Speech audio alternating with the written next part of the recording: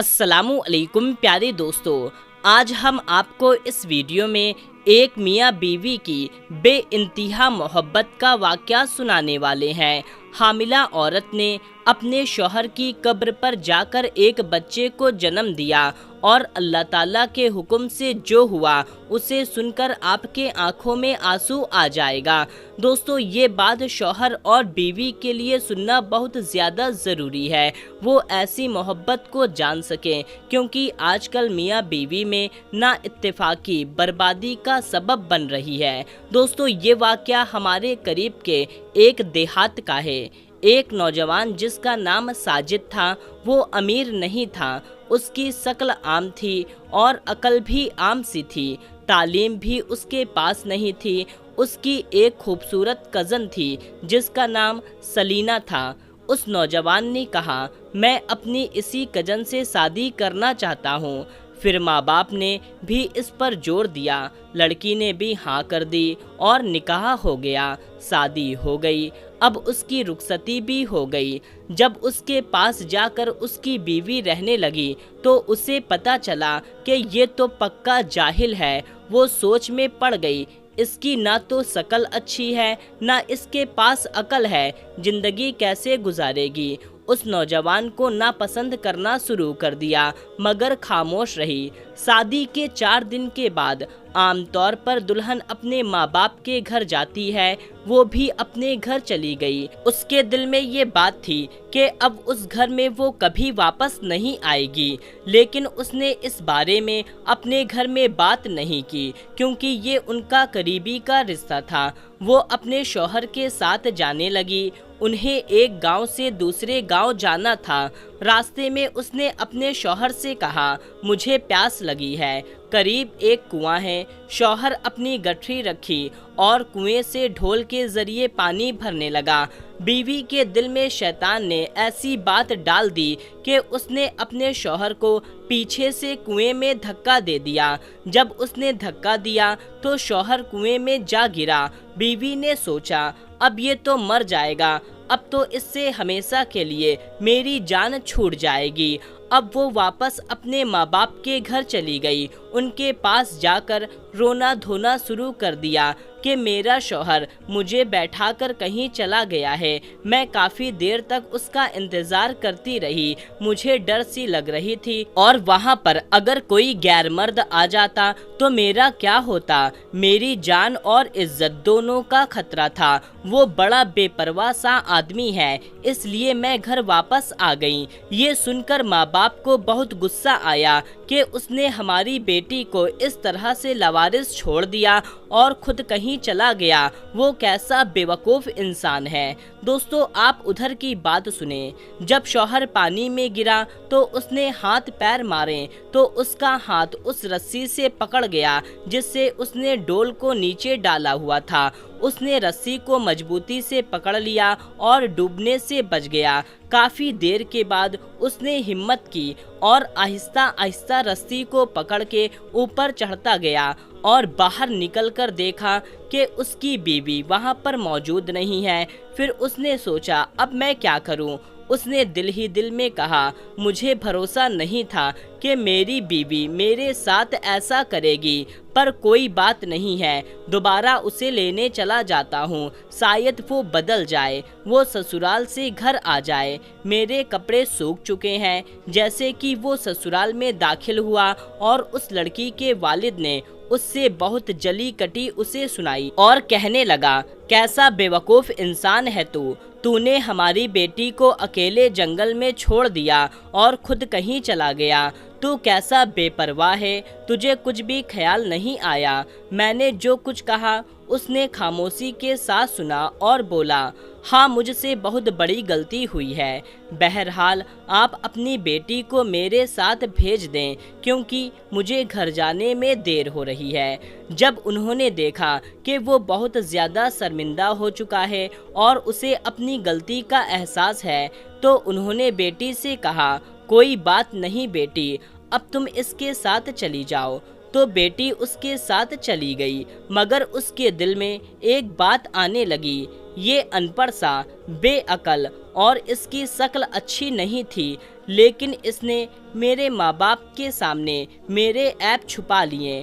اس کا دل بہت بڑا ہے، اگر یہ میرے ماں باپ کے سامنے میری حرکت کھول دیتا تو میں اپنے ماں باپ کو اپنا چہرہ دکھانے کے لائق نہ بچتی۔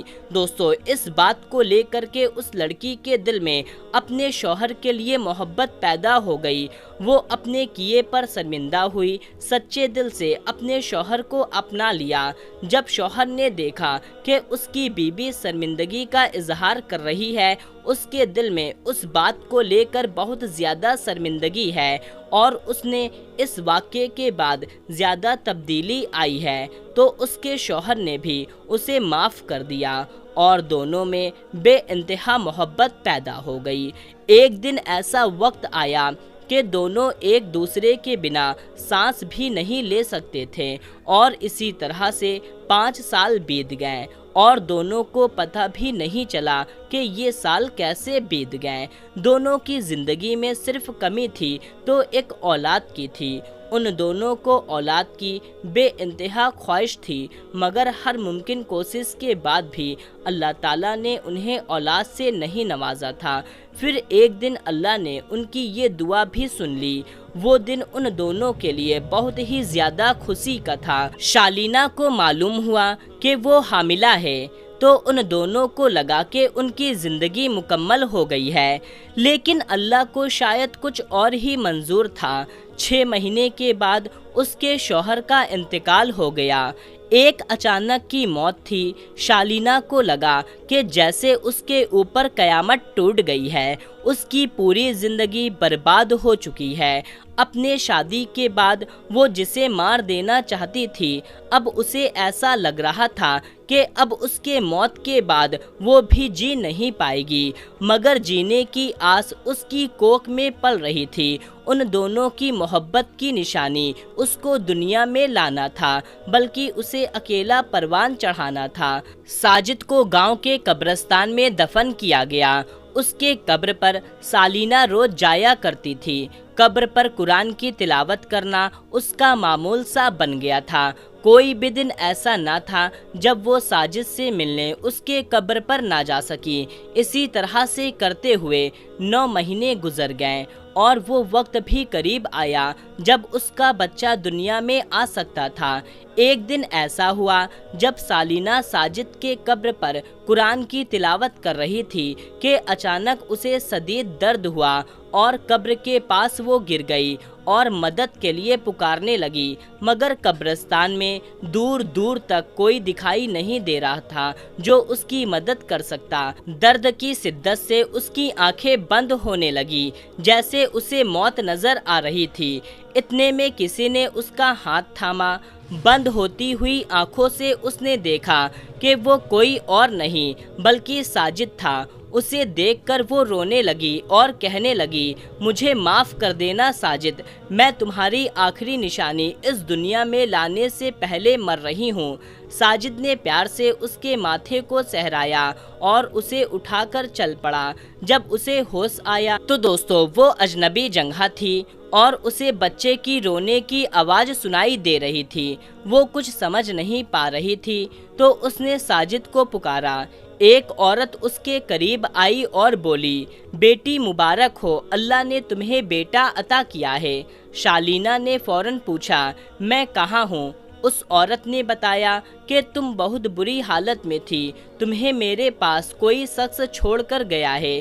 میں گاؤں کی دائی ہوں، دائی کا کام کرتی ہوں۔ ٹھیک وقت پر تم یہاں آ گئی، ورنہ تمہاری اور تمہارے بیٹے کی زندگی جا سکتی تھی۔ شالینہ نے پوچھا، وہ شخص کون تھا؟ اس نے کچھ نہیں بتایا بلکہ اپنا چہرہ چادر سے ڈھاکا ہوا تھا۔ پیارے دوستو، وہ شخص کون تھا؟ ساجد تھا یا کوئی اور؟ یہ بات شالینہ کو آج تک معلوم نہ ہو سکی۔ وہ شخص جو بھی تھا اللہ کی طرف سے بھیجا ہوا بندہ تھا۔ شالینہ نے اپنے بیٹے کو دیکھ کر اسے سینے سے لگا لیا اور پھوٹ پھوٹ کر رونے لگی اور اللہ تعالیٰ کا شکر ادا کیا۔ لیکن دوستو، سالوں بیت گئے لیکن شالینہ نے ساجد کی قبر پر جانا نہیں چھوڑا۔ ساجد کو بھلا نہ پائی، اس نے دوسری شادی نہیں کی، وہ خوش ہے۔ साजिद की निशानी उसका बेटा उसके साथ है। प्यारे दोस्तों, आज की ये वीडियो आपको कैसी लगी कमेंट बॉक्स में हमें ज़रूर बताएं और हमारे इस चैनल को सब्सक्राइब कर लें और इस वीडियो को लाइक कर दें। मिलते हैं, तब तक के लिए अस्सलामु अलैकुम, अल्लाह हाफिज़।